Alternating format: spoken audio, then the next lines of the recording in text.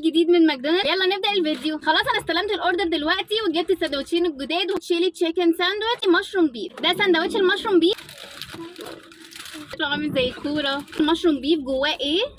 قطعه البرجر بيف والجبنه ومشروم وبصل. بصراحه شكله واو وريحته تجنن.